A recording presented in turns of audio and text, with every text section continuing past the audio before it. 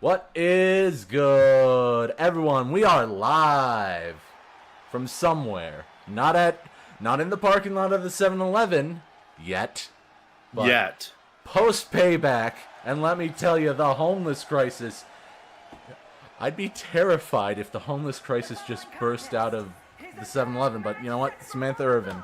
Go on. On the way to the ring, at a combined weight of 413 pounds, the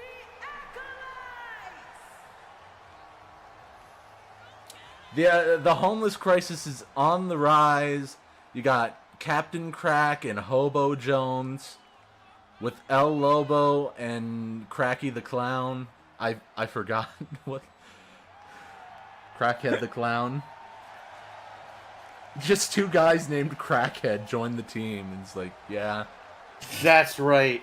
Now, hold on. Someone's trying to fight their way into my room. Wait a minute. Something is happening. While that happens, something is about to happen when I find my timer. There's my timer. I should probably, mess with the audio a bit. Make myself a bit louder. It pick up your own volume. Pick it up, pick it down. And, oh my goodness, I can't believe we're going to see these guys without the tag team championships, because they're losers. Losers! Because we know the best tag team in this roster. At a combined weight of 458 pounds. The Stewart brothers have proven themselves to be one of the greatest tag teams of the modern day. Absolutely. Which is kind of ironic since they're a throwback team. Yeah. And yet they have beaten the unbeatable. And thank God for that, because some may argue that Yeah, go on ahead. I was about to say, some may argue that cage matches have been rather, what's the word? Bullshit? I'll go with bullshit. Yeah, we'll go with bullshit. Shenanigans. Chicanery. Oh, yeah. The wrong people Tomfoolery. winning. But that time, the right people won. Yeah, and that's what we love to see. We love to see these guys getting the straps off of them because they suck.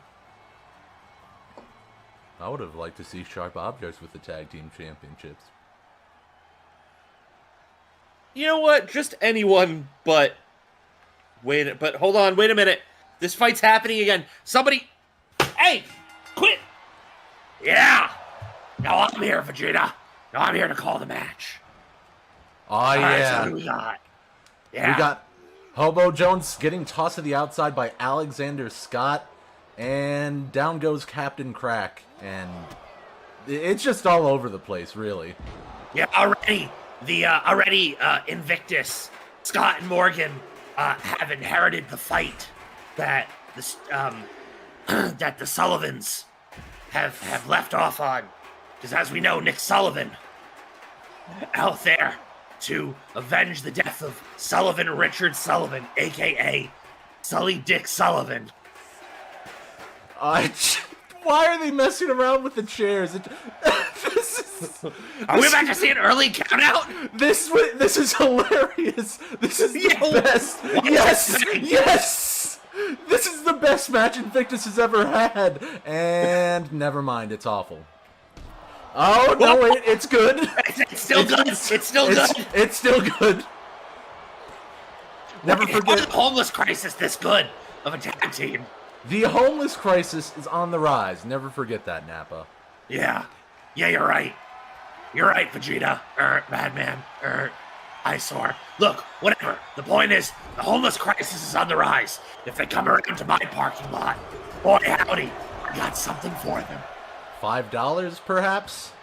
Well, $5 is $5. Let's see what they do to earn it. Can they defeat the former Crocodile Tag Team Champions? I got confused for a second, and then I realized, oh yeah, Invictus held the tag team champions. Yeah, for way too long. 3 months. Yeah, 3 hellish months. almost 78 days. The amount of days that Akira Yamashita has held the Heartbreaker Championship. That's right. And probably one of the best reigns out of Season 3. This is Season 3. I can't keep forgetting that. This is Season 3. And to remind people at home, Akira Yamashita made a deal with the devil. And in order for her to regain her soul and or name, she needs to hold the Heartbreaker Championship for 1,000 days straight, or win it 1,000 times. You know, I sometimes forget that Wade Morgan has an armbar finisher, because, God, that's such an awful finisher. Yeah. And I forget sometimes where he locks it in and he doesn't get a submission off of it, but gets a pinfall off of it. Oh, don't remind... Oh! Lobo trying to get the tag in, but no. Hot tag to Captain Crack, who's taking it to Alexander Scott. But a punch in the gut cuts off whatever momentum he started to build. Single leg drop kick, Captain Crack with the assistance from El Lobo or Crackhead the Clown. Crackhead the Clown, that's right. And Hobo Jones just taken out, dropped on that ring apron, which, as we know, as we're constantly reminded, is the toughest part, the hardest part of the ring. No give when you're dropped there. I feel like Invictus is having a bit of a Three Stooges moment. Earlier they did like a double bump over by the table, and now Alexander Scott just straight up punched Wade Morgan off the apron. Wait a minute. Are we seeing the first signs of the breakup of Invictus?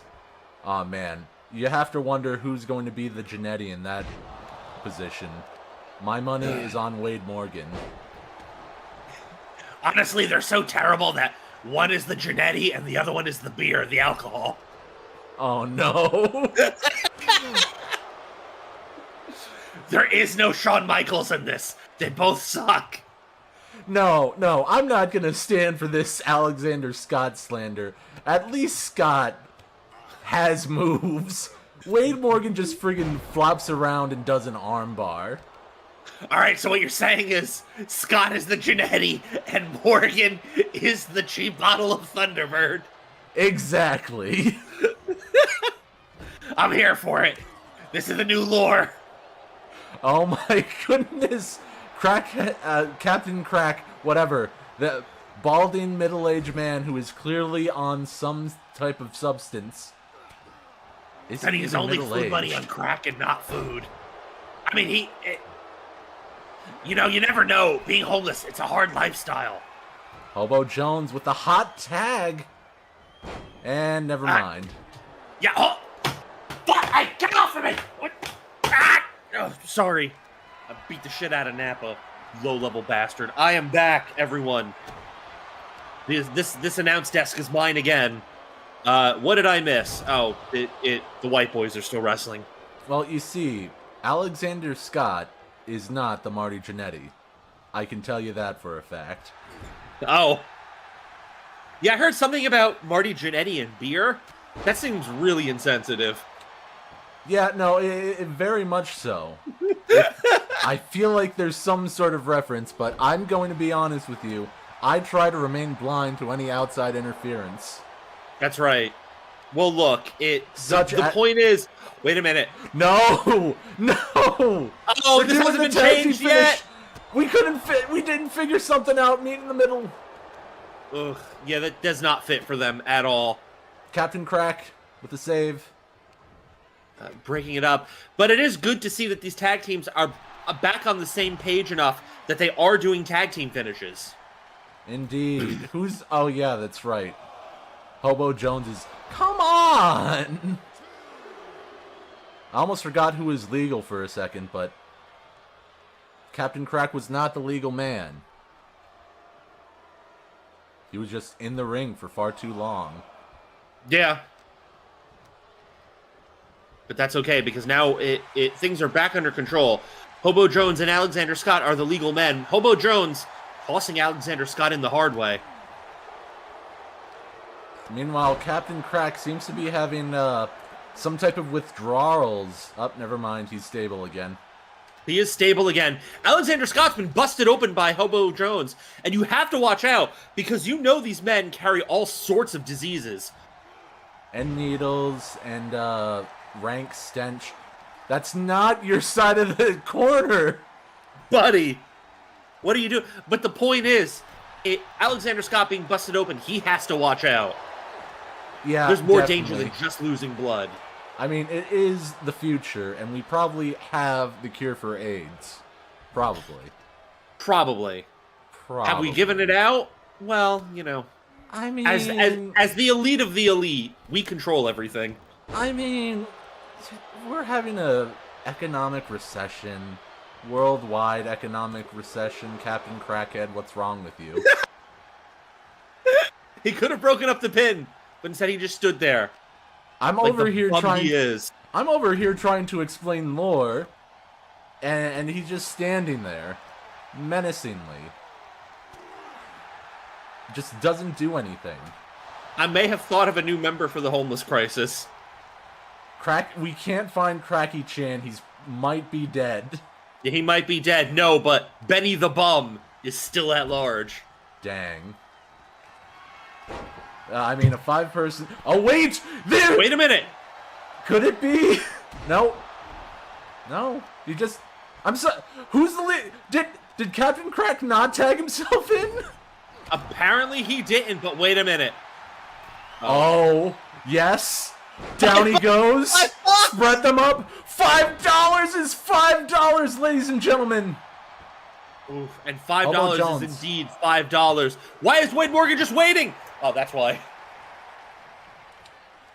$5 is $5, but a kick out is a kick out. $5 is $5, but a 2 count is a 2 count. That's right. Frequent tags made by the homeless crisis. This is some smart tag team wrestling. Oh, but Alexander Scott managed to get into his corner. Over the shoulder, but no, reverse DDT slipped at Sting. Okay, fine. Unprettier. Let's just call it the unprettier, why don't we? You know what? Sure. Into the corner, do the tag team finish. Yeah, do the tag team. Do it again. Imagine if there were tag team signatures. That would be great. That would be hilarious. That would be cool, yeah. Custom sign still... Yeah, it's still broken. Even in the tested out 7-Eleven arena. That's diabolical. Pain. I mean, it was funny to make the 7-Eleven arena. This is a happening. It is a happening. I'd love to see 7-Eleven signs. I would love to see $5 is $5 at the underground 7-Eleven. If only. Nah, we gotta update my faction. Because that's what people play, obviously. Oh, yeah. Alexander Scott thrown to the homeless crisis's corner. Yeah, that's bad. You don't want to be around them. Again, Alexander Scott being... He's going to come away with multiple viruses after this match. Oh, you gotta get tested after this one, for sure. Yeah. And showering at least 5 days straight just to get the Hobo Jones stench off of you. Take a shower, hit the weights, get a clue. That's Said right. by world-renowned famed professor Kevin Nash. One of the foremost scholars of the previous age. Right up there with Scott Steiner. Oh, yeah. Well, perhaps the greatest mathematician of all time. Here we go. Another assisted shoulder block, kind of a missile throw. Of course, Scott Steiner, world's most greatest mathematician. Kevin Nash, a great philosopher. That's right. El Kano, God rest his soul, world's greatest God politician. rest his soul. That's right. And Poor then, El Undoteco still cries every night. And then El Undoteco, the biology teacher. Oh no, I'm just going off topic now. Hurricanrana by Alexander Scott. That Hudang Kane Rana. And because this is the first match, it cannot be considered the highlight or the match of the night. So, hate to disappoint you, but there are no highlights in this match. Except for the beginning. The beginning. Yeah. Yeah, do we make an exception for the beginning? It already is the beginning. Like, if That's you true. upload it and put the commercials in the commercial area. No, this is live. Raw isn't pre-recorded, guys, I swear. That's right. It is. You can tell that it's live because we're calling it live right now. Oh, spine on the pine. Hobo Jones was in trouble, but Captain Crack there to make the save. I feel like I'm barely doing any camera angles because I don't feel like making You know what? Fine. No, I don't like the hard camera angle. I just wish that there was a way to have it focus, but no. Gotta focus on updating for my faction. Yeah. Yes. Yeah. No. No. Yes. Big time counter by Hobo Jones. Come on. Counter City. Yeah, come on. Ugh, and then a springboard splash by this Norwegian fuck. Back and forth and... No. No, we're not meeting in the middle, it looks like. Nope, it's over. It's over. It is over. Now, Invictus is about to meet in the middle. There is meat in the middle. It's time for them to get their meal. Oh my goodness, Hobo Jones kicked out? Hobo Jones! How did he kick out? He's been battered. Oh my god. He's been favoring his back. Hobo Jones, Spike! Spike!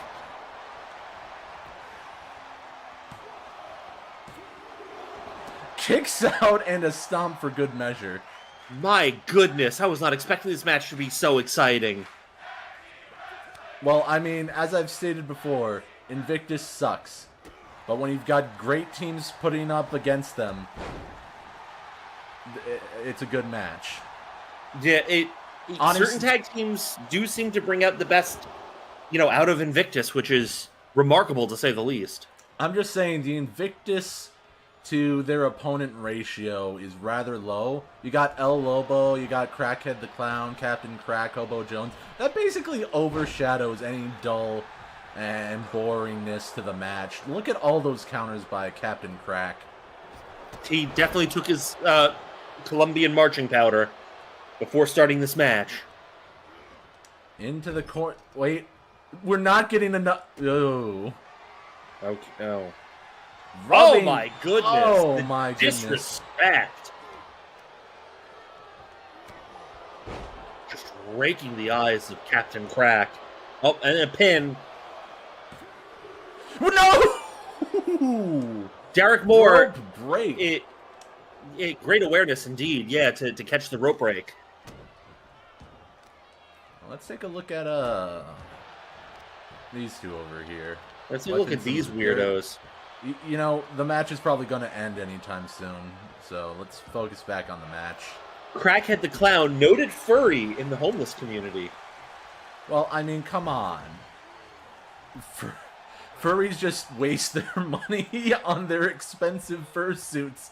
He lost his money the moment he became a furry. Which is... Please! Wait a minute! Please! Let that be the finish! Nah, not even one. Only a 1 count. After the signature, surprise roll-up. Oh, but what is this? Oh, my. A nasty powerbomb onto the back of the neck. No, see, that's why I like Alexander Scott. He comes in with the big moves. Wade Morgan just comes out and does the sneaky little that was just a forearm. He just slighted him. And that was a finisher as well, that discus forearm. And that was the finish. Of course. I'm sorry, you were complimenting this man, Alexander Scott? I hate everything. The moment I say something good. That's just my luck. I'm going to be honest with you. I don't have good luck. Well, but that doesn't matter. They're defeated. They've been defeated by the Stewarts. Doesn't matter. Who cares? Greatest of all time. We'll be right back. And we're back. More tag team actions. But posts... the King Lawler. But post Payback, there was a bit of... I wouldn't call it Twitter beef. I'd call it Twitter friendship. As after Mike Savage decimating Jay Scanton in the tables match. Okay. On the way to the ring at a combined weight of 531 pounds. Mike Savage, complimented by Big Daddy Dan Bob. Mike Savage complimenting Big Daddy. In return, they form the British Badass Club in mutual agreement. That's right, and the Big Boy Club here is facing off against the Sons of Hell. Friggin' Big Boy Club. They're two big boys. Well, they're Daddy's big boys. There's Big Daddy, and then there's the most over person on the roster for the past several years, Mike Savage. And speaking of being over, the Sons of Hell are most certainly over in a sense, but they haven't won a match. Yeah, that's right. And just as a reminder to folks out there, Mike Savage has nothing to do with Cody Rhodes. Mike Savage is the two-time Japan United States champion, former Royal Rumble winner. I was going to say former Money in the Bank winner, but he didn't win Money in the Bank. And their opponents. But he won the championship at the Royal Rumble. He won the Royal Rumble, and he's going to win at the Royal Rumble. That's right. Now the Sons of Hell hoping to pick up their first tag team win against a brand new team. One has to think that their lack of experience tagging together might give the Sons of Hell a slight advantage. You never know, though. Well, I know one thing for sure, that this will be an exciting match. What in the world? He didn't even step over the rope. He just went through it. Well, they are the Sons of Hell. They can do these kind of things. What a chilling stare. Remember that Akira Yamashita made a deal with the devil. This has nothing to do with the Sons of Hell. No, they just kind of showed up. It's not even bad that they're here. They're just... No! Everyone loves them. They don't win, but everyone loves them. You can almost hear the crowds and their Hail Satan. And oof. Hail Satan. Oh my, but this is... Ooh. Very interesting start. Trading blows. And immediately Gabriel tags out. Azrael not wanting... Ooh. Like Savage tried to go for the Savage Cutter? No. No, maybe not. I thought we were going to get a tag team move right there. No, instead Azrael fighting back against Mike Savage. With a... Oh, I thought he hit a DDT right there. So did I. Just flattening him after that suplex lift, that vertical suplex lift. I was disappointed that I couldn't move the camera fast enough to get that, but I'm also disappointed in the fact that Azrael didn't even hit a move when running. Speaking about hitting moves, Mike Savage is already donning the Crimson Mask. Well, of course, there's crimson everywhere. It's the raw color. That's true. And the day... Big time counter. What are these men doing? Oh, and again, Mike Savage into those steel steps. Get back in the ring! You marks. Please don't let this be how they get their first win. It is. It is! It is! It is! But look at Azrael, though.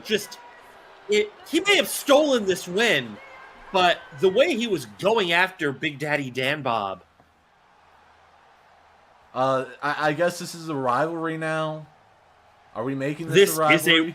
Yes, this is a rivalry. There is no way that the Big Boy Club... Yeah, this was a bad match, but it had the makings of a good match, and there's no way the Big Boy Club... They're going to be big boys, and they're going to take on the Sons of Hell again. Mark my words. Sure, Mark. We'll be right back. And we are back on this episode of Raw. Women's action. Starting first with Zoe Masterson, who is not Isla Dawn. And we're not going to make the Mike Savage joke here because, yes, she has nothing to do with Isla Dawn, but nevertheless, taking away Samantha Irvin.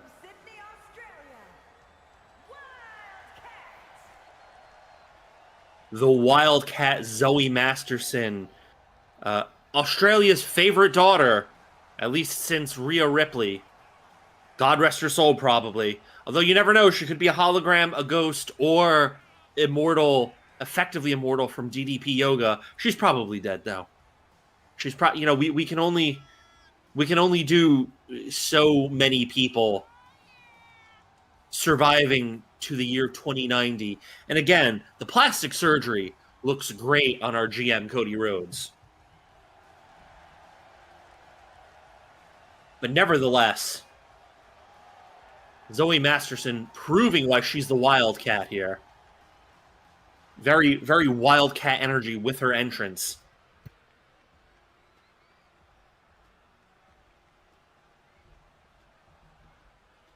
And still milking it. There we go. And she is up against a mainstay of the women's roster. Everyone's favorite French-Mexican.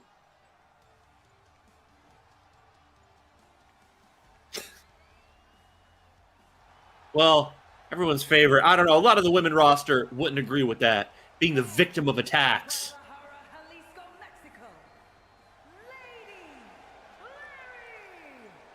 Lady Larry, a.k.a. Lariette. Take a moment to wave to the audience. Very nicely. But nevertheless, Lariette slowly making her way into the ring. Now you have to wonder, yes, welcome back. Guadalajara, Jalisco, Mexico. Sorry to leave you there for a second. I had to wreck a toilet. It's very construction work. Listen, I'm in charge of construction around here. I had to go through the creation of the 7-Eleven ring for the up-and-coming Raw Underground 7-Eleven special. Oh, it is fine. I was just telling people that Lariette is everyone's favorite French-Mexican. I feel like she's the only one from... No. Who else is from Guadalajara, Jalisco, Mexico? Napalm Death is, by way of Guangdong, China. And let's not forget the greatest Guadalajarian. Which one? We have so many. Guadalajara squash match. Oh yes, I'm pretty sure. 90% sure. I don't think Lunatik produced a lot of great wrestlers. Yeah. I don't think Lunatik either. I agree. Like, I don't remember where he's from, but I don't think it's from Guadalajara, Jalisco, Mexico. We got Zoe Masterson from Australia. That's right. As for Rhea Ripley's immortality, I'm glad you heard all that. Of course, I have a Bluetooth headset, so good. I can basically hear whatever. My headset is also wireless, so I've definitely gone on bathroom breaks and then come back and be like for D&D sessions, come back and be like, oh no, I heard all that and I can respond to it. And I have to apologize for leaving you all alone. It's fine. It's kind of the reason why I invite you guys here, so I'm not just talking to myself. No, it's perfectly fine. I had things handled while you were gone. But of course, while it was you by yourself, we have seen you oversee some of the greatest things, like, it's time to cut a promo. You see, Rainmaker. The friggin' Rainmaker promo. Greatest promo, greatest moment. I can't remember if I showed you the best the top 10 moves of the Trudgemank yet. I think you did. I'm Dang. fuzzy on it. Then again, I could always just go to your YouTube channel myself, but I'm pretty sure you shared with me the top 10 moves of the Trudgemank. Listen, all I know is I made a top 10 funny moments for like a 250 subscriber special, and I rammed kids off the road. But that's neither here nor there. We got Zoe Masterson taking on Lariette. Lady Larry herself. Who's kind of just been going against person after person. I'd say Lariette is probably the next built up women's roster of this year. Member of the women's roster. You have to wonder what her beef is with the entire women's roster. She's trying to main event WrestleMania in her hometown of Guadalajara, Jalisco, Mexico. That's true. She wants to be the one to end Akira Yamashita's reign. She wants to end the streak. She wants to end the streak. Now, me personally, with all due respect, you know what I want. Listen, I do not believe that Lariette will end the streak. I don't think anyone will. Pamela Pink couldn't end the streak. She was given three opportunities to win the belt, and she won by countout, lost, and lost. So yeah, shameful. I honestly don't know who's to face the champion next.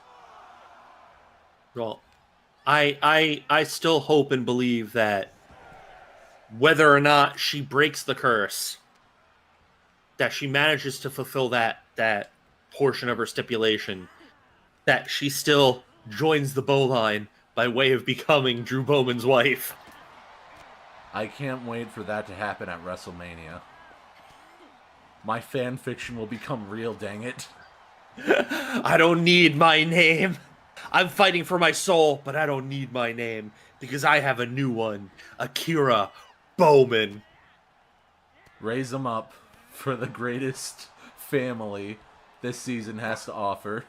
Yeah, raise them up. And that's what this season's kind of been all about. You know, I've said it before. Season 1 was kind of like the underdog story. Season 2, the story of everything coming full circle. Season 3 is definitely about family. Oh, yeah. Between the Stewarts, and of course the Bowline, and the Sullivans. Yep, all those siblings. Yeah. And then there's the Fudge and Trudge connection, and then Roadblock starting a family with the Fudge, apparently. Well, I don't know if they're ready to start a family just yet. Right now, they're enjoying one of the greatest love affairs of all time. And a sizzling story.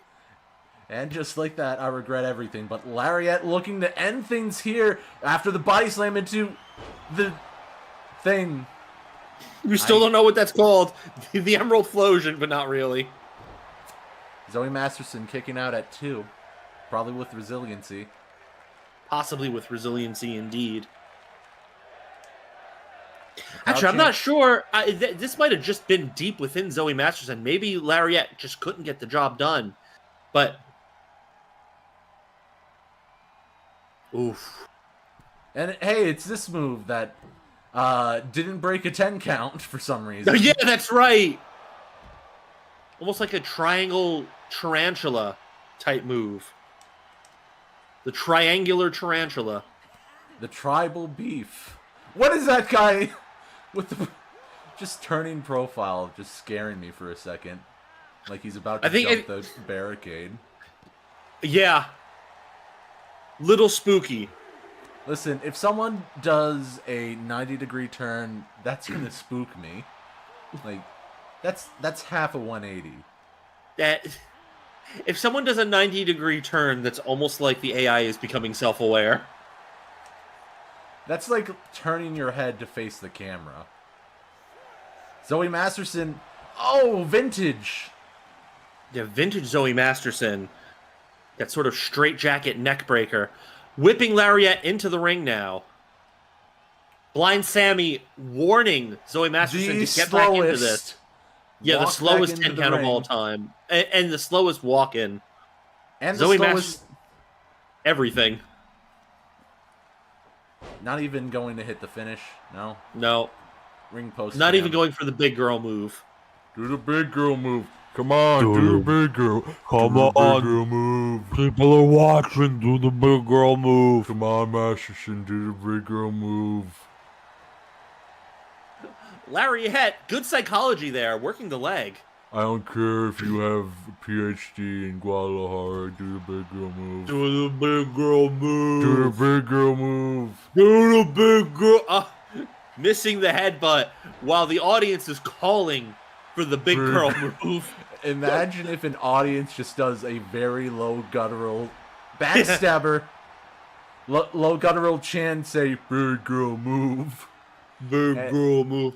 Is that... Yeah, the backstabber into the crossface. You know, we've never been able to figure out the name of Lariette's finisher. Is that the big girl move? Lariette's finisher is called the big girl move. You know what? Sure. I was going to say something about Masterson's finisher being like the down under something. The down under the I've got nothing. I'm gonna be honest. The clutch down under. The clutch down under. I got you. Yeah, that'll work. We're not gonna remember it, but it'll work. Yeah, no, I'll probably forget. We don't write this stuff down, okay? Yeah. We don't. This isn't scripted. It's improv. What are you expecting? Yeah, really. Jeez, I hate those kind of tope misses. And reverse by Masterson. This could end with a single move. Vintage Masterson with a neck breaker, but no. Lady Lariette. With the reversal. Yeah, big time reversal. From the big girl. Now hit the big girl move. Do the big girl move. Stop limping around. Do the big girl move. Your legs aren't even hurt. Do the big girl move. That wasn't the big girl move. No, running knee strike. Picking up Zoe Masterson. Wait a minute! This is a big girl move. It's the big girl move! 1, 2, 3. And that's it. Beautiful finish off of the big girl move. And the crowd chants one more time. WWE fans on their feet showing their respect for this matchup. What do you mean respect? Now you're going for a handshake? Oh, yeah. That's great. That's absolutely fantastic. Obviously, emotions are still running high. That's right. You don't know how bad it feels to come up short in a situation like this. And you being a multi-time champion. We'll be right back. And we're back. Singles action. Oh my goodness. Yeah, just cutting us off. Kind of rude, but... That Femboy Friday has pyrotechnics. Apparently so. I mean, today is Friday. And when it's Friday, well, I mean, every day is Femboy Friday. Raise them up. I will do the opposite point up for Femboy Friday. Oh, yeah, I was talking about something else pointing up. Oh God. Well. Kind of like when Roadblock comes home and sees the Fudge. He's got to raise it up. Ears up. Ears up. Get those bunny ears up, ladies and gentlemen. I can't be the straight man, okay? I miss John. None of us are the straight man. John's always the straight man. Yeah, John's the straight man. We exist, and no, I agree. Femboy Friday, and who was his building love affair with? Was it with Colt Everett? Maybe. I mean, they did have a feud. Yeah, you never know. Well, I mean, Femboy has low-blowed Colt Everett and Jay Scanton, but both of those times were for the success of Bradley Knight, and we're writing fan fiction about Femboy Bowman, so I really don't know anymore. Oh. And here comes the final boss. The Jack final Gilmore. boss is here. That's right. What an energetic entrance as well. Do you think maybe Femboy Friday The reason why we can't write any good fan fiction for Femboy Friday yet is because after all of those low blows, so many low blows, he knows what Colt Everett and Jay Scanton are packing, and he's just not impressed. Oh, he's doing it. The people's champ. He's doing the pose. Oh, definitely. Listen, when you feel up so many people that way... Yeah. I can't. Which, again, shout out to the Roadblock and Fudge. They don't need to feel up all those people. They feel each other. And boy, do they feel each other. Man, I can't wait to see Fudge versus Akira Yamashita featuring Roadblock from 7-Eleven tonight. It's been like 3 seconds, and Jack Gilmore, our final boss, has already gotten Femboy Friday to Blade. Yeah, jeez. Big sling blade as well, coming from Jack Gilmore. Jack Gilmore doing the best performance out of everyone in the Payback Oh my God! Swanton. The athleticism, you need to pull that off. Middle rope standing Swanton. And I was praising Jack Gilmore because he did the greatest performance in the gauntlet match at Payback, being the only one to successfully have more than one victory. Okay. That's it. Well, that's still, but nevertheless, we saw standing shooting star into a side effect. And now, Femboy Friday not really getting much offense here. Has Femboy ever gotten any offense in outside of a low blow in a triple threat fatal four-way match? Yeah. Very rarely. But going for that... Yeah. Oh, here we go. But that won't stop our final boss from proving why we consider him the final boss. That's right. But Femboy Friday still in this, saying 1-2 no can do. Oh my God. Okay. Come on. Do it again. He did do it again. Just running up to someone just to standing punch them. This. Oh. Oh, what is this? Drop kick to the outside. Vintage Jack Gilmore. He's Talking not about even. centripetal force cannot defeat Jack Gilmore. He's just. He went straight phase, final phase, Jack Gilmore. Oh, wait a minute. Sunset flip. It looked like Jack Gilmore was going to go for a vintage Gil bomb. I don't know. DDT for you and me, baby. On the outside of the ring, though. Final bomb or whatever. The final bomb. Jack Gilmore has only had like 2 or 3 matches thus far. So, yeah, that's all I have to say. And Femboy Friday hooking the leg for the package.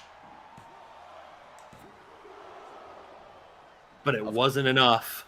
And you were talking about Femboy getting some packages in on a lot of people. Yeah, Femboy definitely got a feel of that package right there. And you have to wonder what Femboy Friday thinks. Why? Why? What was the point? Roll up.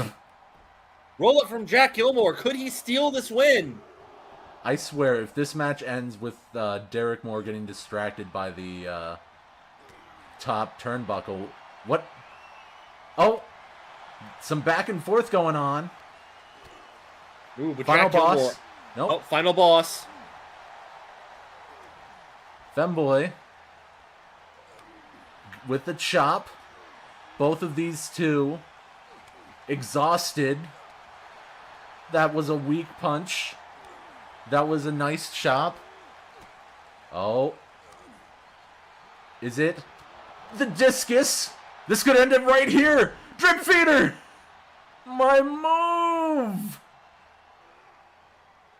Femboy Friday paying homage to the local man with the drip. Oh. I'm disappointed that Femboy Friday doesn't have a super finisher. Yet. Is that enough to put... Unfortunately, the drip feeder was not enough to put Jack Gilmore down. Oh!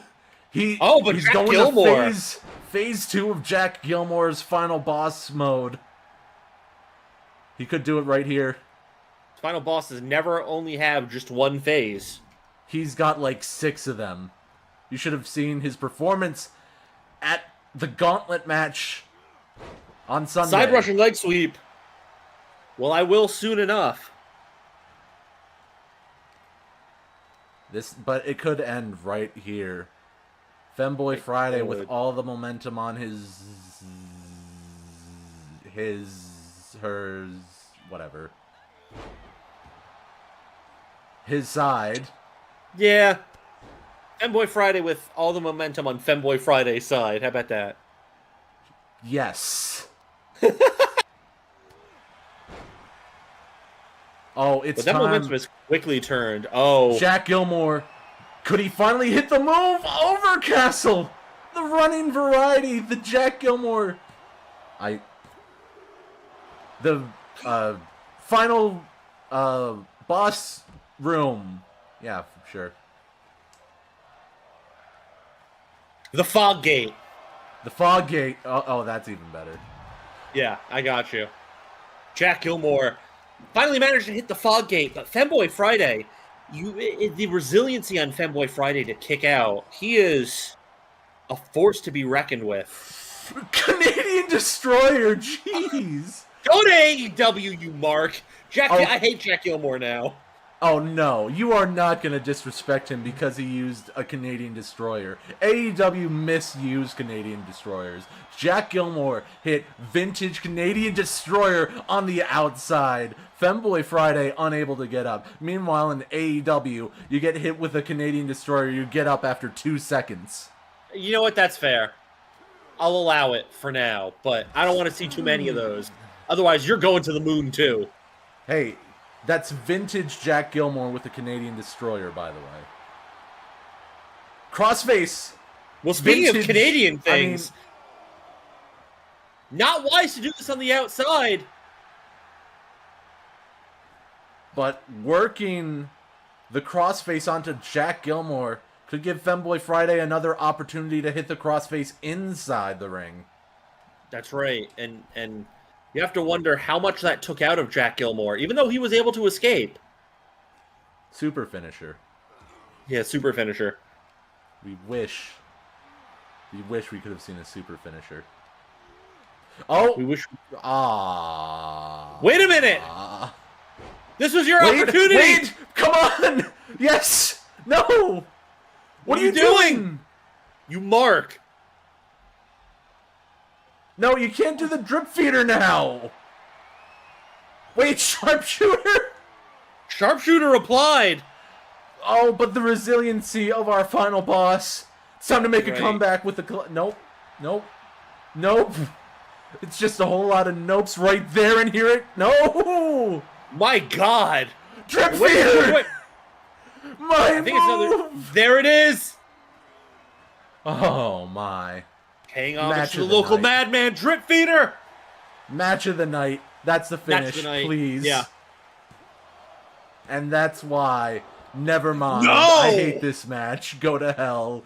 Screw your Canadian Destroyers. We're not doing this. Go to the moon, you bastard. Crossface.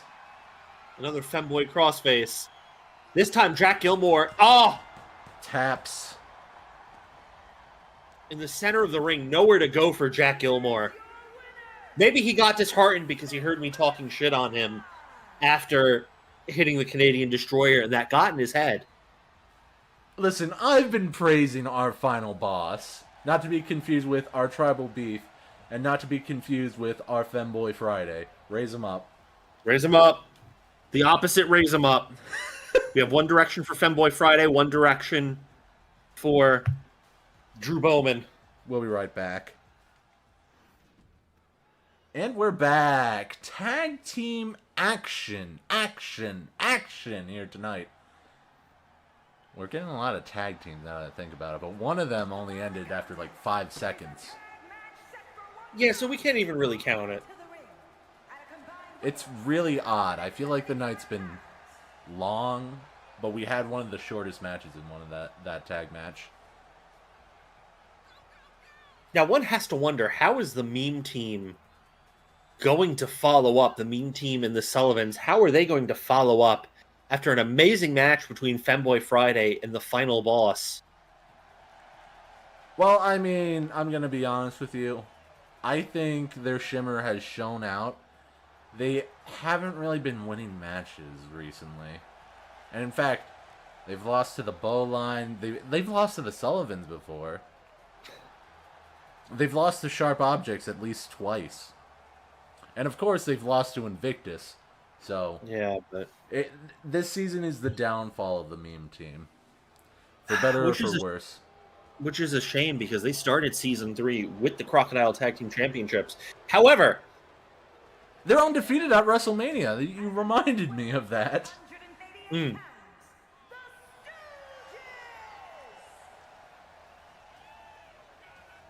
Dan and Nick Sullivan out here again. You know, one of these days we have to make a tier list of the tag team champions, or at least the tier list, have like a tier list of each division, because I know for a fact the Sullivans are on the very top. Let me challenge that with the Stewarts, though. We'll have to see them. Tough. Yeah, it's tough. It's tough. We need to convene the council. Because you've got a sort of attitude, not attitude era, middle ruthless aggression era of movesettery with the Sullivans. It's basically two throwbacks to two different time periods of the WWE, I'd say. You know what I think we can safely say, though? The fact that we're having this discussion between the Sullivans and the Stewarts, and we'll just throw the Bowline in because we'll never disrespect the Bowline. I think what we can all agree on, considering all of that, is that this is a great time to be a WWE fan. Whoa, hold on there about the Bowline. The Bowline is not the greatest tag team. They are the greatest stable. Get it right. You know what? That's fair. That is fair. No, you're absolutely right. They're the greatest stable. Nevertheless, though, it's a great time to be a WWE fan. I think we can agree on that. Yeah, ever since... I don't know anymore. I just kind of dozed off. Ever since the Trudge became the champion, it feels like everything's been gotten better. Yeah. Trudge v Mank 3, though. It's like... Yeah, that casket match was beautiful. Especially their attires. Telling you. I'm telling you. I was so happy to see the return of the cerebral assassin. And of course, Mini Mank had to mock him by being corporate Triple H. Corporate. Of course. But I have to give props to the Trudge and to Triple H for having such a good attire. Really looks good on the Trudge. Oh, it looked incredible on the Trudge. Well, then again, I mean, he did spend that time as the cerebral assassin. You gotta work the gimmick. That's right. And enough about that. We're focusing on two of quite possibly the greatest tag teams of the universe modes. Starting off in Season 1, we have the Meme Team. And starting off in Season 2, we have Dan and Nick Sullivan. Which, pour one out for Sully. Pour one out for Sully. And obviously the Sullivans are over for different reasons than why the Meme Team are over. The Meme Team are over because it's funny. Dan, the Sullivans are over because it's funny. But funny for different reasons. Hitting a woman closed fist is not a reason I'd expect these two to be memorable for. Well, between that and their absolute war, their bloody, vicious conflict with the homeless crisis. Wait a minute. Did these two have an elimination tag team match with the homeless crisis? Why are they fighting? You know, actually, you're absolutely right. They were... Maybe there's some heat after that. After that fight. Because didn't the homeless crisis win that fight? Yeah, if I'm remembering properly? No, it was a close. It was down the wire. Thanos was the sole survivor. Oh yeah, that was it. Yeah, I couldn't. Well, maybe there's some heat there. Maybe the Sullivans thought that the meme team were trying to save that glory for themselves because it came down to the wire. But coming down to the wire, Thanos was going for his signature or something right there. But Dan Sullivan with the wherewithal to reverse it. Absolutely. Do your signature first, you Mark, or get your finisher ready. Yeah, get your finisher ready so that we can see a tag team finish. Hit the lady killer. Dan Sullivan having a bit of a momentum. He's having a bit of issues trying to get to the other side of the ring post. I couldn't think of the right word for that. That's all right. A bit of a problem, a bit of a conundrum.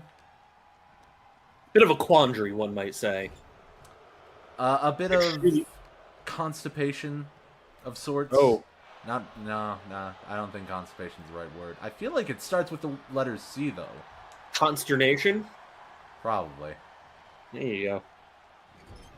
Look, we're all trying to poop here. Probably constant anguish. You know what? I'm tired words of are bullshit. English. Yeah, words are bullshit. Oh my goodness. Nick Sullivan is getting a massive beating right here. Cheap shot from the corner as well. He's trying to get out of his brother's shadow, but first he needs to actually do something. I mean, granted, we could say that Nick Sullivan put an end to the homeless crisis, but in all honesty, Nick Sullivan lit up a fire in the homeless crisis, and now they are on the rise more than ever. Yeah, I have to believe that the fight between the Sullivans and the homeless crisis is far from over, because again, as you reminded me, yes, the team of the Sullivans and the Mean Team won that match. Oh, wait a minute. But, oh my God. My goodness. It's been a while. 450 and a moonsault, and they call that the more bang. More bang. Morbing. I'm morbing daddy. Oh, but even though we've seen the more bang, and it's great to see the more bang, Nick Sullivan still too strong. Still pumped up. You have to know that there's a fire in his heart as well. Hit your friggin' signature or scream at the sky. Yeah, you idiot. You mark. Come on. Double leg drop kick. Do it again. Yeah, do it again. Headlock punches. Shrek going at Nick Sullivan. Nick with the hot tag to his brother. Oh, come on! Boys, what are we doing here? Do the tag team finish, you Mark. Crossface. His foot is on the rope! And I think Thanos just kicked Shrek in the face. But Derek Moore, apparently that LASIK surgery there might be some complications. Oh, Shrek getting up almost immediately and is met with a fist by Nick Sullivan. Over the shoulder goes Shrek to Dan. Goes Dan Sullivan by Shrek. And now, where is Shrek going? Yeah, what is happening here with... Oh, he's coming back into the ring. Nice dodge by Dan Sullivan. Beautiful. Neck breaker. I thought he was going to throw him in the corner right there. So did I. Oh, that's a finish. I was joking. I wasn't expecting a 2 count. Yeah, mercifully 1-2 no can do, but now they're in the corner. And here comes Nick. Oh, what is this? Fist drop off the middle rope. Brutal fist drop onto Shrek. But Nick let Shrek tag in. Oh, well, maybe let tagging him in. Let him get tagged in was the wrong way to phrase that. The tag, double tag team finish. I wish. That would be great. Oh, taking him Big down a time peg. combo. That's right. Get him into the corner. Wrong. No. Oh, that was nice. Yeah, it sure was something. Very There we go. fast-paced. Come on, baby. Oh yeah, this is it. Lady Killer. Oh, the Lady Killer onto Thanos. Oh my goodness. Shrek Do you with the think save. do you think if Dan leads it, it's the Lady Killer, but if Nick leads it, it's the Homeless Killer? Probably. Not that we'll ever remember that or pay attention to. We're who not leads going it. to remember that. And besides, I'm not. What you mean? Who gets tagged in, or who does the tag in? Whose I finisher guess- gets used up? You know what? Yeah. Whose finisher gets used up? Yeah, That's- whose finisher gets used up? That would be it. But we're not going to remember. So that would have been the Homeless Killer. Yeah. Well, doesn't- No. Who's in the You ring? know, it's I thought. Lady- I thought it's Nick the Lady Sullivan Killer. had the finish. What? Dan just watching. So they added tag team finishes in, but they like low key broke the logic for tag team saves. Maybe. Oh, beautiful float over DDT. Nice. I always love me a good old float over. Same. But still, couldn't get the job done after that Lady Killer. Homeless Killer. Yes. I don't remember. I think it was the Homeless Killer, but I've already given up on trying to call it one way or the other. Oh, wait a minute. Could this be the finish? It's not. There's only one person who can make a roll-up pin a good finish, and his name is Mini Mank. That's right. Oh, but what about the homeless crisis what- doing roll-up pins? Well, that was the Survivor Series SummerSlam match. Yes, it was. There was basically two eliminations before that, and pain and suffering. Mm-hmm. Thanos showing his raw power from the Power Stone. And then the greatest triple threat of all time at Survivor Series SummerSlam. Oh yeah. Yeah. Yeah. Yeah, that match was so good. Raise him up. Raise him up. Once again, I'm raising him up in chat. It's all a blur. I don't remember what happened at SummerSlam. Yeah, so much of it was a blur for me, except for that triple threat. Wait, SummerSlam. Which ironically, SummerSlam Go ahead. had Trudge v Mank 2, and Yeah, it was a Trudge v good Mank match. 2 was a good match. And then Chris Danger apparently cashing in, but Cody Rhodes still trying to get things set up with 7-Eleven to give a proper notice on what to do about that.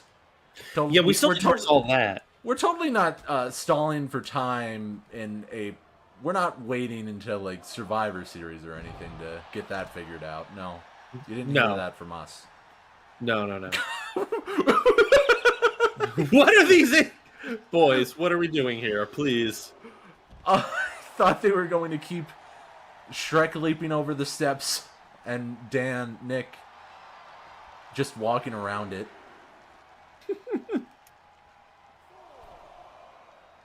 Well, Nick Sullivan taking his time to get into the ring, and why not? Oh no. Oh, we could see more bang. Oh, No, he's got a big meaty clothesline right there. oof. Center of the ring. Never mind. Up. Nick getting Shrek into the wrong corner. Getting him into the opposite corner. Now working the arm. Good psychology. He doesn't have himself ready for the tag team finish. Headbutt. No, but he could maybe get himself ready to tag out because he is hurt. He is bleeding. But here comes Dan Sullivan. It's time for Dan Sullivan to go over. That's right. This is Dan's match to win. He is the man. Not the woman. Were this the homeless crisis, it would be Nick Sullivan's match to win and go over, but it's not. This is for Dan. Inverted Alabama. Yeah. Albalam, blam, balamba, slam, inverted. Brutal onto Dan Sullivan. Into the corner. Shrek not going for the tag team finish. And again, another Alabama of the inverted variety. He just wants to hurt Dan Sullivan. Why, after that successful Survivor Series SummerSlam match, why do all of this? What is the beef? Wait a minute. That's a finish. That could be the finish. Oh my goodness. No, even then, Mini-Make didn't actually win by rolling up. He reversed a roll-up. I remember now. Oh, yeah. Oh, tag right through Shrek. And... Nope. Nick fighting back. Do the tag team finish. What are you... Oh my goodness. Don't tell me. Don't tell me. What is he setting up for? There are two things that can happen here. He's going to throw Shrek into the corner so that the tag team finish can be hit, and that would be great. Or he's setting the ref up to be distracted so he can hit the low blow. But that's just a theory. A game theory. Thanks for watching. And honestly, either of those outcomes would be fantastic.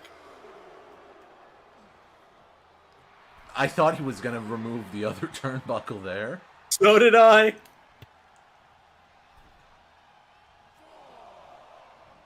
Oh, nice dodge by Nick. I said nice dodge.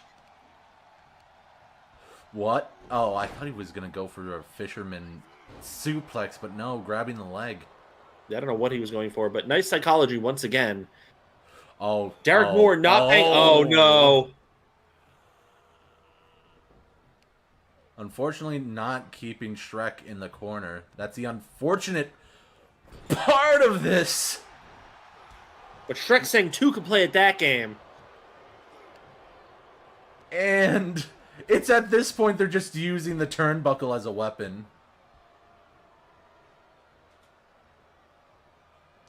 You know, there are other ways you can get him into the corner. You don't just have to Irish whip him, and he will stay in the corner, buddy. No, I think this is just up. The brothers are hatching a plan. They're scheming. You know, you were saying how this match would go up against the likes of Femboy Friday and the final boss. I think this has reached the point of, and that's a finish. Not really, because Dan Sullivan's in here. I'm saying it's a good match. It is a good match. Yeah, we were wondering how they would follow Femboy Friday and the final boss, but I mean, they are not disappointing. This is incredible. It's because great way to follow up. The Sullivans are probably one of the greatest tag teams. Yeah, they are great. The Sullivans and the Stewarts, heated debate. Now Dan Sullivan, they both have great personalities to them, but they do, and they can just put on incredible matches. Now Dan Sullivan as well. Oh, going for the abdominal stretch. It's his Derek Moore. His hand is he's touching the ropes. As I was attempting to say, oh my goodness. Oh my. Derek Moore can see that turnbuckle pad is not only is it off, but the Sullivans have been using it to their advantage. Maybe he should think about fixing it. They are playing the game their way, the Sullivan way. That's right. This is lore accurate. I'm not even... Oh, no. No! Oh. Never forget that the Sullivans are a controversial team. They are not the face. They are not the good guys. No, they are not the baby faces here, even though... The Stewarts are the baby faces. The Sullivans are definitely heels. And I'd honestly love to see Stewarts and the Sullivans for the tag team championships. I mean, I feel like that is a must at some point. But I will say the only exception to that rule was when they were fighting the homeless crisis. Oh, when the Sullivans. Oh, He's distracted. But the referee is For what? distracted. Yeah. What was the point? I think Nick's plan in many ways backfired. Oh, but wait a minute. Hit the crossface. No, do the tag team finish. This is how it ends. Tag. No. Well, hold Okay, on. Chop. Oh, never mind. Threw him out of the... Okay, tag out, tag in, get him warmed up in case if you mess up. Shrek has to make a tag soon. He has been getting... Oh, wait a minute. He's been devastated by the exposed turnbuckle. He's not. He is not getting the tag out. And No. It's not helped by the fact that Shrek kind of pushed Dan Sullivan down a bit. Over. Oh, Gorilla Terry press. Oh, and he's just flexing now on that Gorilla Terry. 10 feet in the air. And here's the pinfall. One count. One. You're dealing with Dan Sullivan. Get the hell out of here with your 2 count, 3 count. Oh, never mind. Oh, I thought he had a finisher. Must have missed the reversal. Alabama Slam. So Alabama Slammer.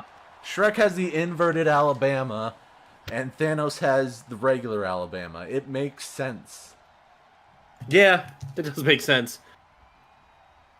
Dan Sullivan is in a danger. Oh, beautiful roll away. Oh no, he's still in danger with the German.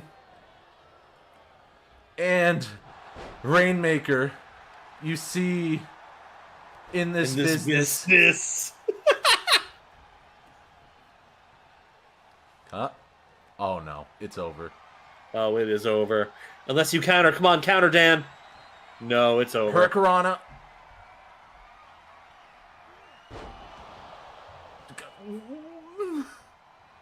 Not going. Okay. 1, delayed reaction on that pin. 2, and he kicks Oh out. my God! Screw your resiliency. Dan's here, and he's going to. I don't care if the crowd is chanting for AEW. I want them to actually fight forever. Yeah. This match is absolutely amazing right here. We thought we had our match of the night.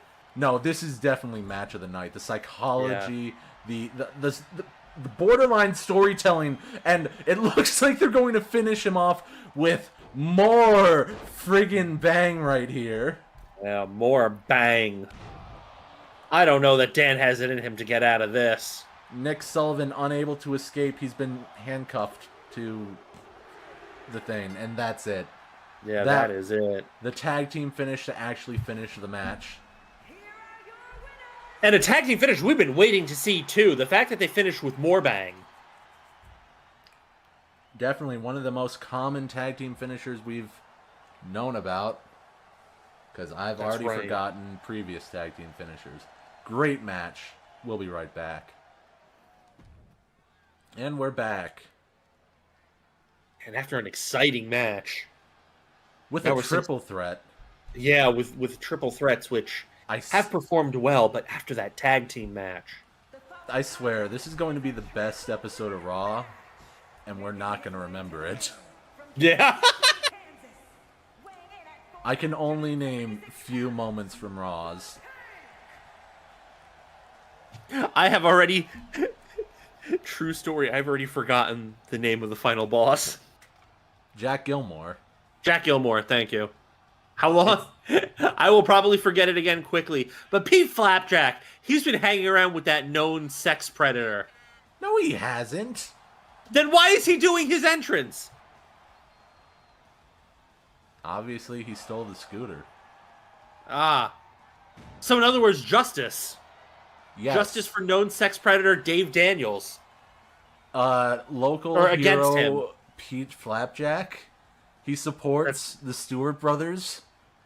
You know what? You're right. Oh, yeah, that's right. They did do a thing together. You know what? You're absolutely... I apologize for talking shit about Pete Flapjack.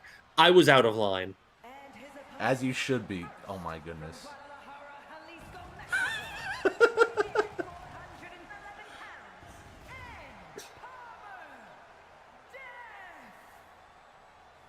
I love it.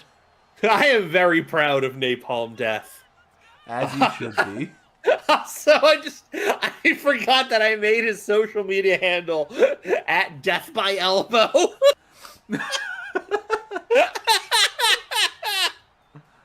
I love this guy. From Guadalajara, Jalisco, Mexico, by way of Guangdong, Japan. China, rather. Ah, the sparkles. That's right. Goldberg.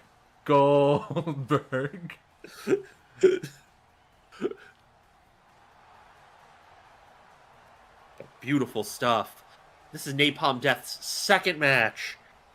Let's see what he can do against the hero of our times, Pete Flapjack, and Chad Biceps, his woefully ill-prepared palette swap. Okay, so we've established Jack Gilmore as the final boss. Pete Flapjack is now the hero. He is the hero. And for working for the Stewarts, but more importantly, for beating the shit out of known sex predator Dave Daniels, he is the hero. I think he did have a match with Dave Daniels. Like, I'm not sure if it was on Payback. I can finally, now that I'm not using my usual recording software, I can just bring out and I can just do this. 3. Michael! What? Talk about the man I saw backstage tonight.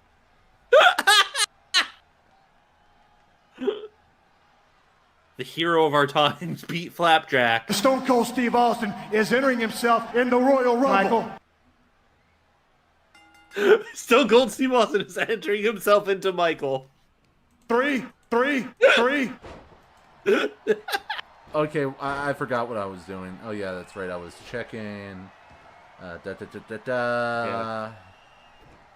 Team, Jay Scanton, Drew Bowman, senior squash match, Akira Yamashita, Fudge, Invictus. Okay. I have to say, this is a big boy match. Looking at all three of these guys, Napalm Death was the right choice here. Indeed. Chris Danger would have looked like a child amongst men, but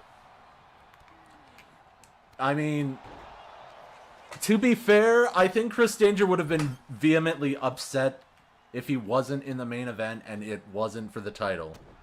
I am inclined to agree. I think Napalm Death was going for that deadly move. In fact, I for one think that Chris Danger has been put on leave by General Manager Cody Rhodes. Also, I think we just saw Yeah, no, I agree. Oh my god! Oh my god! That elbow onto Pete Flapjack.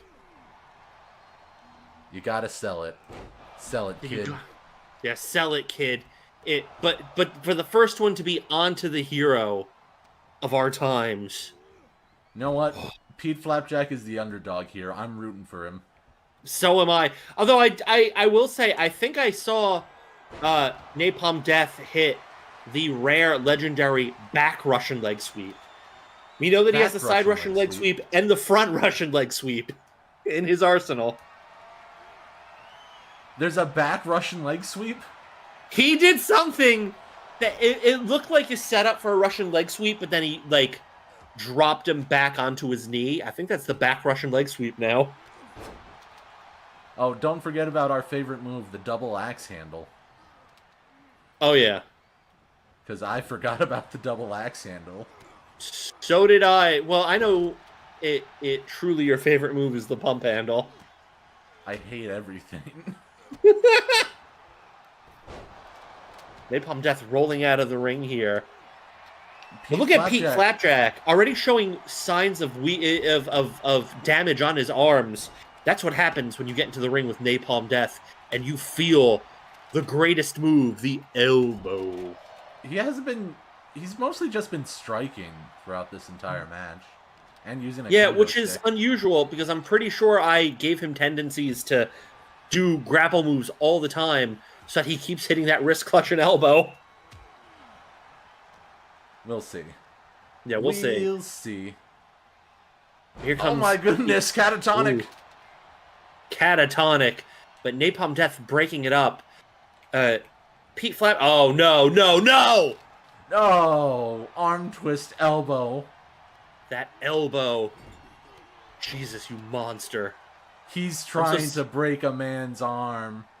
I'm so sad that I couldn't make that his finisher and just give him like this devastating moveset. And then his finisher is just the elbow. Oh, up. Oh, German suplex into the Rainmaker. What do we look at? Wait, you're sorry, what? I'm trying to look at what his trunks say. Does it just say powerhouse? Yes, it's powerhouse. Makes sense.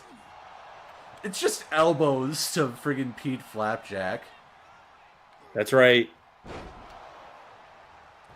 Even Chad Biceps knows the power of the elbow. Oh my god. Oh my god. Oh my god. He's looking to tear off those hams he calls an arm. And again. And again. Oh, I can't look at this. Children, look away. Listen, we've talked about, and we've told some, well, we've kept it still relatively tame with the love stories between Roadblock and the Fudge.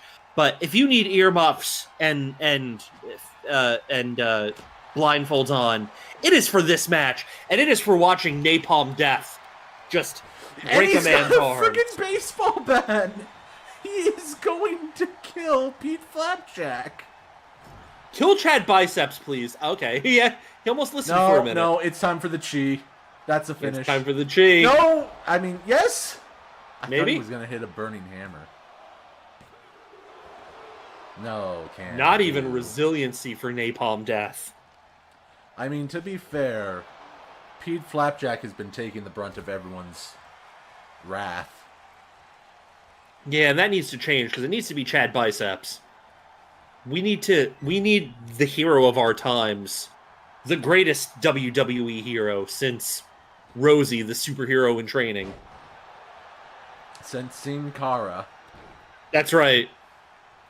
Favorite superhero, Sin Cara. Drop toe hold, that's the finish! Oh my god! It's over. It is I don't over. think Pete Flapjack can stand after the drop toe hold. That's the He finish. can't. There's your finish. Because remember, his finishers are the drop toe hold and the second most devastating move, the suplex. Dang. Wow. This match He has the no three most. meaning. It had no meaning, but the three most devastating moves in existence in order: the elbow, the suplex, and the drop toe hold. The idea that Pete Flapjack is just this guy we put on like WWE live events is sad. We'll be right back. Let's go. And we're back. Women in action. Once again. And here comes, oh, is it 78 days as champ? That's right. She has been champion for 78 consecutive days. Nearly a tenth of her way. Oh, and there is our champion. Nearly a tenth of the way to being able to regain her soul and her name. The following contest is scheduled for one fall, making her way to the ring Which, from Tokyo, well, Japan, hold on. the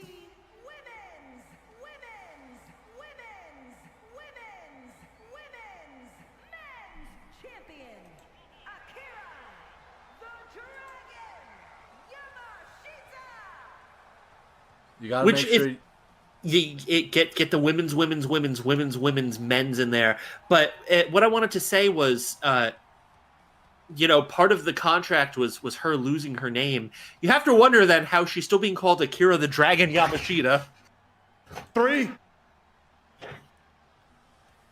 You have to wonder too, but sometimes I don't wonder. I let it be. Look, I'm just happy. Honestly, I don't Yeah. even think. I just think Satan just gave someone demonic powers with like no claws to it whatsoever. Yeah. Either way, at least losing her soul makes sense to this, but it doesn't matter. Because here comes... Well, she needs no introduction. Ah, yeah, here she comes. In the tank. Pointing at her husband, boyfriend, life partner, whatever, friend with benefit. You know, I'm sure the marriage will be happening, and I'm sure at the part of You May Kiss the Bride, it will be disgusting and glorious. You know, the Fudge having her own magic, even though she's the Trudge's sister, and the Mini-Mank is not related in any way, she still has somehow picked up some magic from the Mini-Mank. She turned the microphone into a kendo stick. That's right.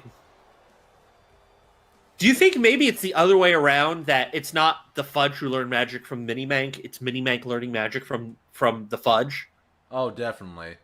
Yeah. Because the magic that the Fudge was able to muster there just now is no disrespect to the 2.5 second mount on the motorcycle, but I think what the Fudge did is way more impressive. Spawn a tank, turn a microphone into a kendo stick. Spawn the microphone to begin with. Spawn the microphone to begin with, and despawning the tank. Yeah.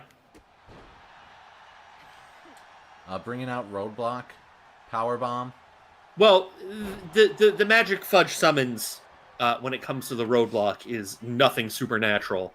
Although with the flexibility that she shows off, sometimes you might wonder.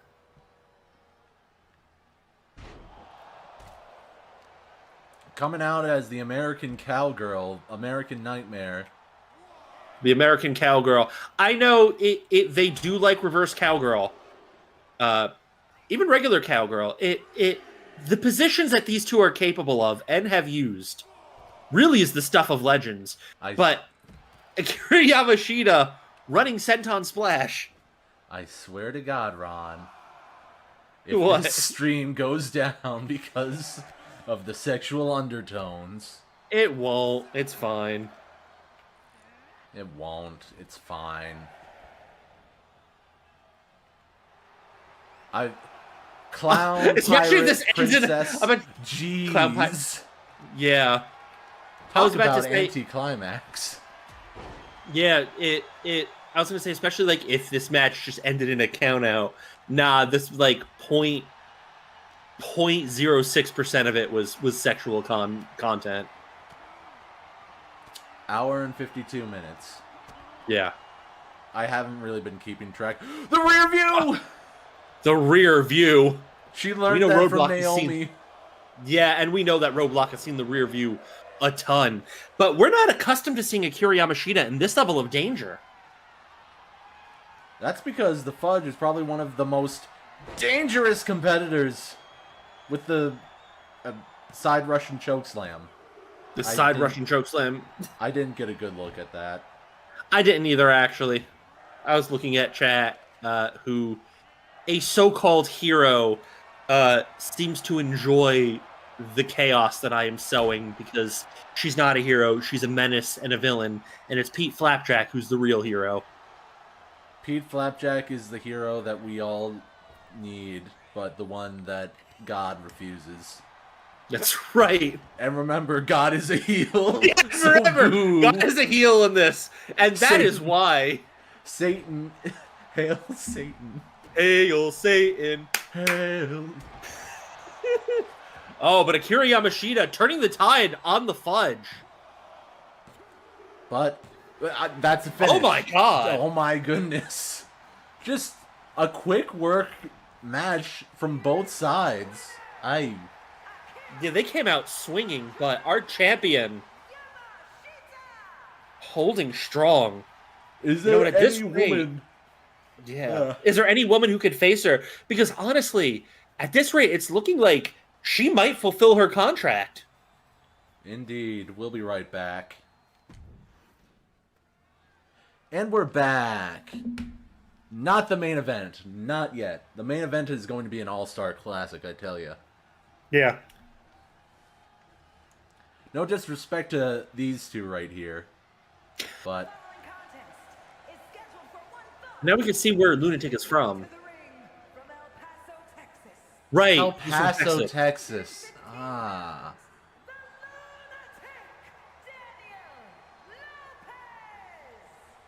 Which, if I recall, was like several hundred miles excuse me, several hundred miles from Guadalajara.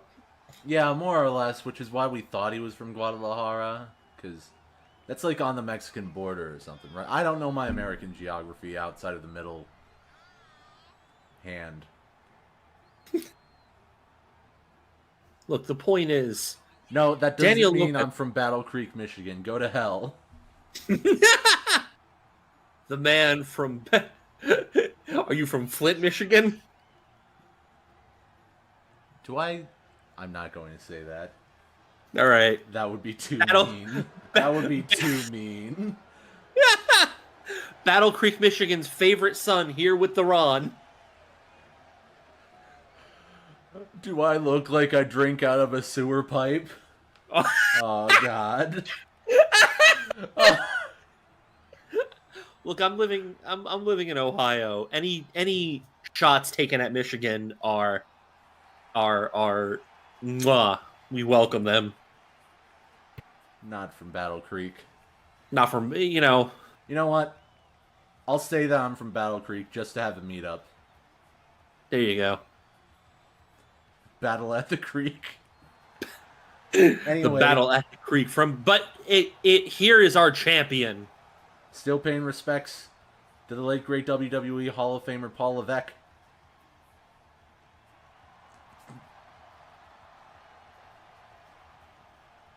And also to his earlier career in was it monkey wrestling that he was the cerebral assassin? It was Worldwide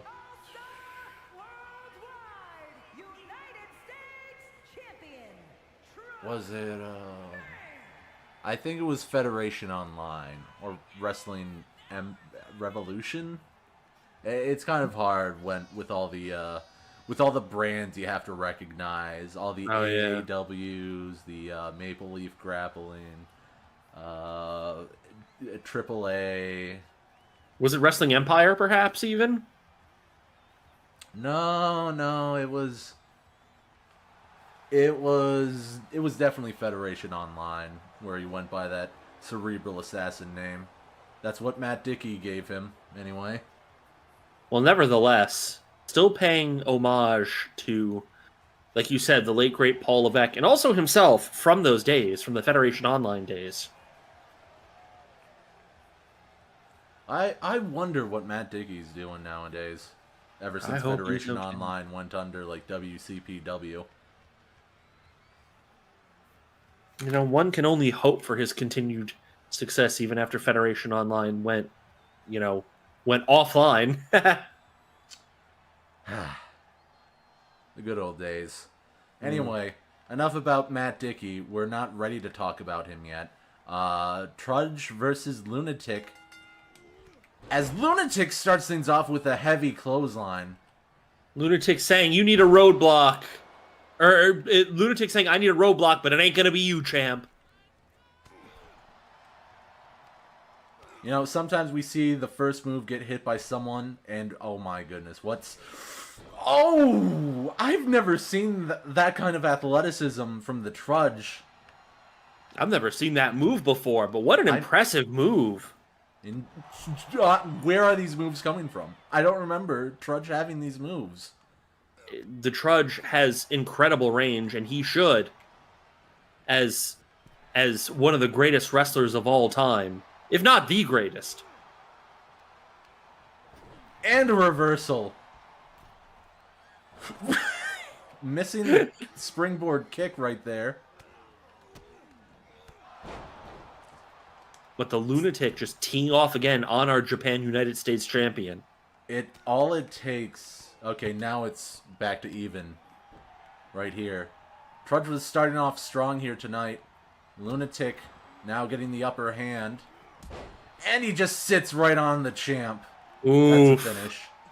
Yeah, this is not good for the Trudgemank. Not really. That's a 1 count. Shades of All right. Dan Sullivan. Yeah.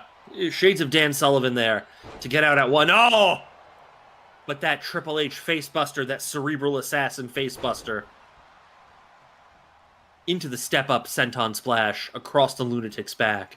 Oh. The Lunatic Daniel Lopez. Oh, Trudge is going up top. Oh, ninja kick. Oh, my. But the Lunatic... What in the... Chi? The Chi? I don't think he got all of it. I think Trudge was able to use the apron to stop it from being a match-ending move right there. Obviously. Yeah. I mean, it was also on the outside of the ring, which, you know, Lunatic, buddy, you can't win anything out there.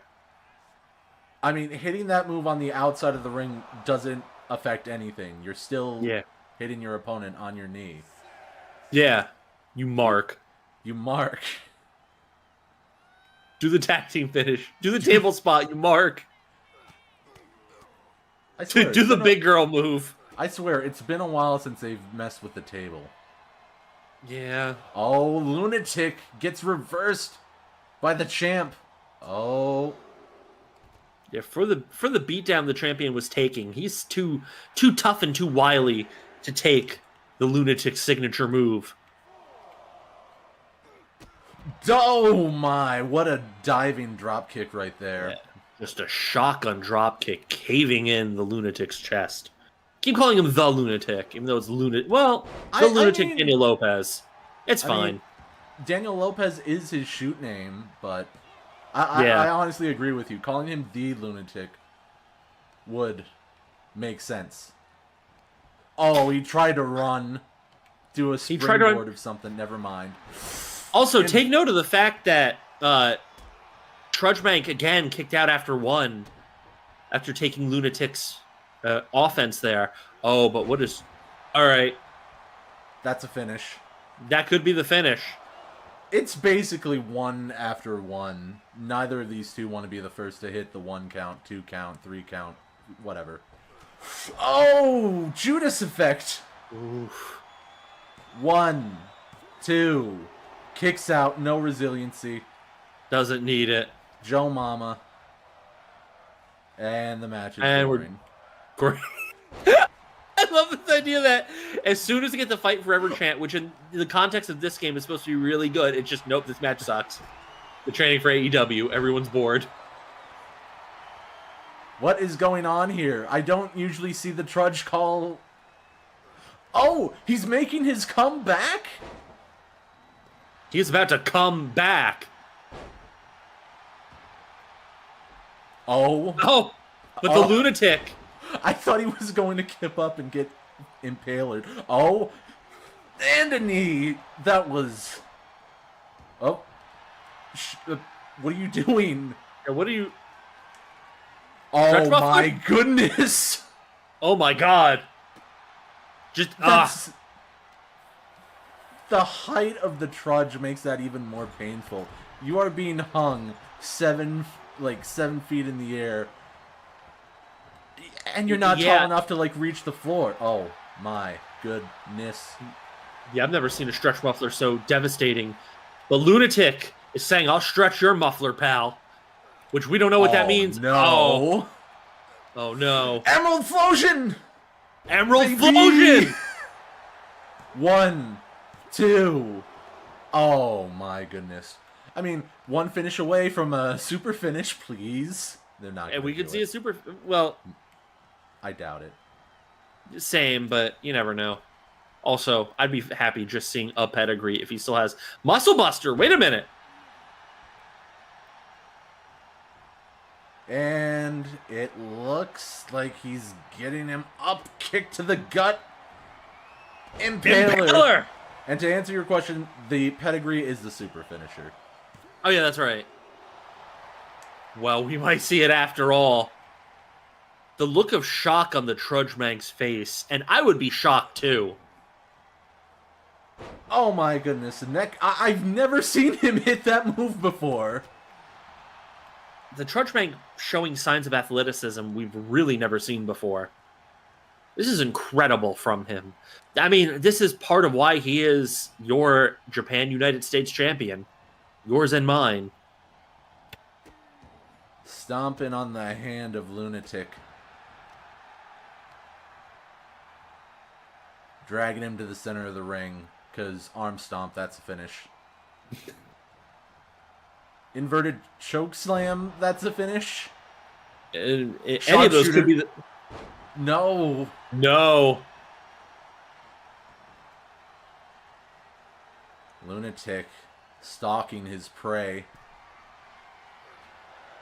Oh. Oh, what is this? Do.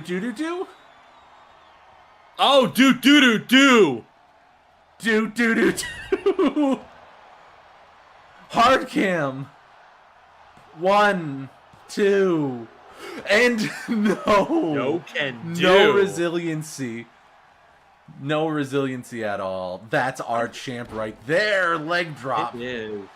Neither of these men have needed resiliency, in spite of the big moves that they've been hitting on each other. Still. Only a 2. We're finally getting to those 2 counts, which really speaks to the strength and resiliency and the constitution of both of these men. Oh, dodge the Trudgeback in this one. Oh, my, to the outside. Now, all it takes is one misstep for momentum to swing entirely. What is Trudge calling for? He's calling for the ninja kick. Okay. Ninja kick. He went to the well once too often. Remember, earlier in the match, he hit that ninja kick on the Lunatic Daniel Lopez. He missed that move. It barely connected. Okay, fine. Yeah. The The BFT. BFT back in the ring. But is it enough? Gotta get him out of the ropes, but is it too long? Didn't read. He's still by the ropes. Resiliency. Kicking out with resiliency after that BFT. This is not looking good for our champion. Over the shoulder. Oh, Death Valley driver. Big Death Valley driver. 1, 2, 3. Lunatic pulling out all the stops to show you why he is the #1 contender for the Japan United States Championship. You know, we talked about the Lunatic needing a roadblock on his way to success. That was a close one. That was a close one, and yet somehow the champion, at least tonight, did not prove that roadblock. But this match was not for the title, and anything could happen at Fastlane. We'll be right back. And we're back. One would argue that tonight's Raw People in just the keeps getting back, better and you better. better be prying the prime Right related now, energy drinks. the main Calvin's event. Energy is Not sponsoring one, Raw not eventually. two, Now not- drink it oh, up. Come on. This guy. Spewing some of the You nastiest can go to filth. WWEshop.com and get yourself some Caleb Collins Energy. And he's just tossing his trash into the crowd like it's nothing. Especially taunting people that he has access to clean drinking water. And This I year, will where show people all these fight for losers food. in this match that I'm the biggest winner of them all. Because I am Caleb Collins. Just absolutely disrespecting the audience here and wherever we're And at. you're all fat. Yeah, and you know, as a reminder, our wrestlers wrestle not for money, but for food. The winners get to eat at a buffet, and the losers have to figure out how to survive another day. You think that when Caleb Collins wins, he has just a big old takeout box? Oh, for sure. Goes to the buffet, he's like, man, I'm full. Then just gets 10 more plates of food. Stuffs them. Oh, in yeah, the for sure. takeout. For sure he does, because he's a scumbag like that. But, as I was saying, this is not a one-on-one match. This is not a triple threat. This is not even a fatal 4-way. It's a fatal 5-way. That's right. And With here comes... every previous A champion this season. And the #1 contender. Let's not forget about that. Yeah, it's that feels fair. That we do need, you know, to make sure that we stipulate that, of course, all of the former A champions would fight for a chance to grab it again. That piece of cardboard, which retains water very well, which is important in today's day and age. You have to stay hydrated. You have to wonder if what's the purpose of this match? Outside of seeing if our #1 contender can face can hold his own against multiple opponents. Bradley Knight has proven himself to be great against multiple opponents. This could be a showcase of Bradley Knight's capabilities. It could be. He tends to perform incredibly well. Mind you, he also tends to perform incredibly well because of the low blows of others. I'm not sure if anyone in this match has a low blow. Oh, Bradley Knight might be in trouble then. I mean, he can still just wait for, like, a missed beer. Yeah, that is true. Which is likely to happen, unfortunately. Everyone hits their finish, and then in comes Bradley Knight with the kendo stick. The Knight's sword. Okay, the kendo stick. You know, I'm cool with when when he has the kendo stick calling it the Knight sword. Broadsword. Oh, but it is Broadsword sounds better. Broadsword? Kinshasa. Oh, yeah. However, from Louisville, Kentucky, weighing in at 217 pounds, Drew Bowman. Raise him up. Former Japan United States champion, former A champion, one step away from being a Grand Slam champion. This would make him the second Grand Slam champion, no? Yeah, that would make him the second Grand Slam champion. The only person who is close to being a Grand Slam champion. Imagine if he did it in one season. I literally had to think for a moment. Because there's... Mike Savage has held the Japan United States Championship twice. But he has never won the A Championship. You have to go back and think about all of the people who are close to him. Ronald McDonald. Ronald McDonald was the next closest person to be a Grand Slam champion. And he is nowhere to be seen. I'm pretty sure he died in the Homeless Wars. I want him to be dead. I think he has to be dead as well for the simple fact that as a man who peddles food, of course he would be an early victim in the Homeless Wars. Oh, he didn't peddle food. He peddled crack in Season 2. I am 100% sure it is canon that Ronald McDonald started the homeless crisis and the food shortages between 2089 and 2090. Yeah, that checks out. That checks out. And he paid for that villainy with his life.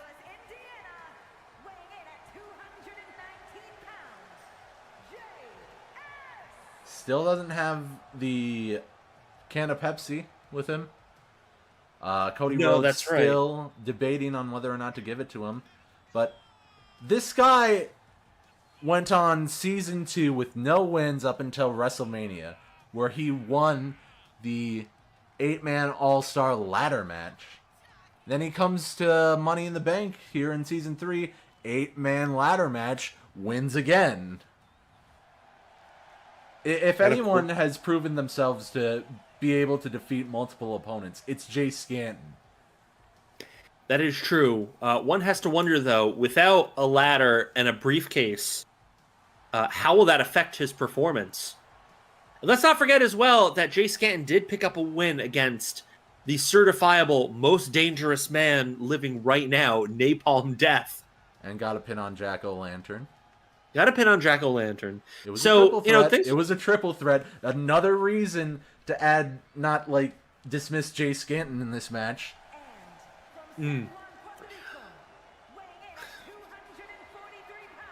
Here's the number one contender. Made his surprise entrance at the gauntlet match. The last person to enter the ring. And he barely did anything. But honestly, it is great to see Miguel De Leon back. I was very worried that after his war with Caleb Collins, we might never see him again. He's spreading his love to all the fans that wish him healthy recovery. Ronald McDonald is dead. Maybe. Perhaps. Hopefully. We're not bringing him back. Yeah, fuck all that. He's dead. He's dead He got to smoked. us. Yeah. He's dead to us, also in real life. And that's how the homeless crisis started. It is so good to have the master of disguise back in this business. Yes, that's right. The master of disguise is good. El Undoteco. El Cano. El Cano. Guadalajara, Jalisco, Mexico. That's No, mi hermano. No, wait. Guadalajara starts with the J, never mind. Number one contender for the A champion, surrounded by former A champions. And he goes immediately to Caleb Collins. He does, but look at Drew Bowman. Look at the way he briefly handled Jay Scanton and Bradley Knight all in one go in a cannonball. We can't forget about Drew Bowman. I was busy saying how great Bradley Knight and Jay Scanton were because I basically had to. By the way, did you notice the groin shot or damn near the groin Caleb Collins and Miguel De Leon? He wants to send him to the hospital again. And he's got the sledgehammer to do it. Oh my goodness. Sick man.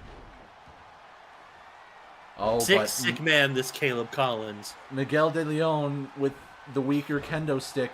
Caleb Collins, oh! Irony right there. Yeah. This is just chaos right here. Miguel De Leon, what is he doing? And he goes back to Caleb Collins. This war is personal between Oh these two my men. goodness. Why the hell not? Oh, and Drew Bradley- Bowman stacking him up. Bradley Knight and Drew Bowman 3 right here. Bear out of nowhere to the number one contender. Oh, I am so sorry. But Caleb Collins showing great psychology.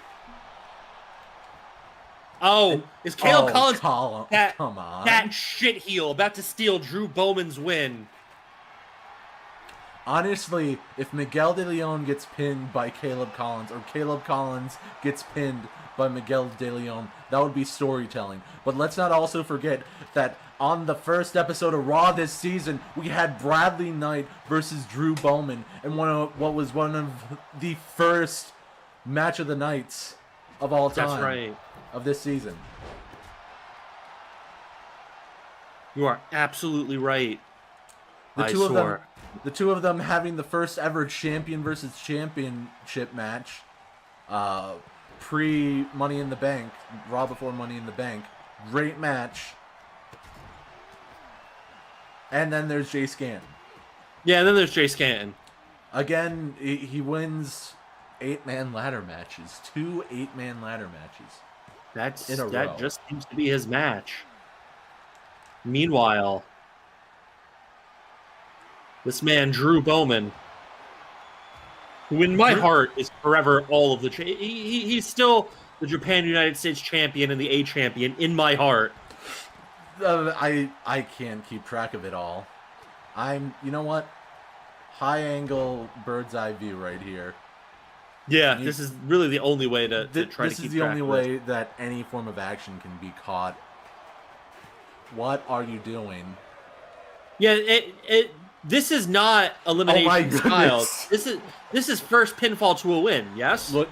Look at the payback. Miguel De Leon. He's gonna low blow Jay Scanton. Oh, please. Please. Oh my goodness. He almost low blowed Bradley Knight, which would have been poetic irony right there. However, all of that said, that does raise the point now. The fact that somebody has a low blow means that Bradley Knight is once again primed to steal this. Oh, looks like Bradley Knight was going for his suplex finisher thing. Please low blow. Sling blade. I thought he was going to low blow Caleb Collins, which would have been so very did I. deserved. Oh, I don't even know what that was. Vintage. No, that he stole Caleb Collins' finisher. Oh my. Oh, goodness. And the kendo stick gets thrown. Oh my. Oh! Oh my goodness.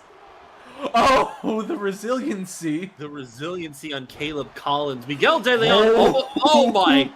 Martinis. The That's martinis. the finish. No, Oh not on my the tribal goodness. beef. Not on the tribal beef. Not on the head of the bagel. And No. not even resiliency. Kip up. No. I'm sorry. That German suplex immediate kip up into the martinis. That was that was spot. brilliant. That was a fucking spot. And yet Oh. Drew Bowman survives. Low super kick. Jay Scanton just tries to hit Caleb Collins with a kendo stick. He's just here. He is just here. I am 100% positive that Jay Scanton is just here to eat the pin. Maybe. But the way Miguel De Leon almost had justice, almost getting that pinfall on Caleb Collins. Oh, multiple curb stomps from Bradley Knight to Drew Bowman. And oh, my package? Oh, the bomb. The bomb. The Bowman bomb. Jay Scanton with the save to Bradley Knight. Know your place. Let Drew Bowman win this match, Jace. I swear to God, if Jay Scanton pins Drew Bowman. Yeah. This will be bullshit. Oh, I don't even know what to focus on. The fact that Miguel De Leon is still continuing his rivalry with Caleb Collins, or the fact that Jay Scanton almost pinned Drew Bowman. Honestly, I have been almost exclusively focusing on Drew Bowman. You know what? You focus. Oh, wait a minute! Package. Small package! Inside cradle! Not enough. No, In not comes the enough. #1 contender. I'm going to focus on the #1 contender. You can focus on whoever. Actually, now that #1 contender's in the ring with Drew Bowman.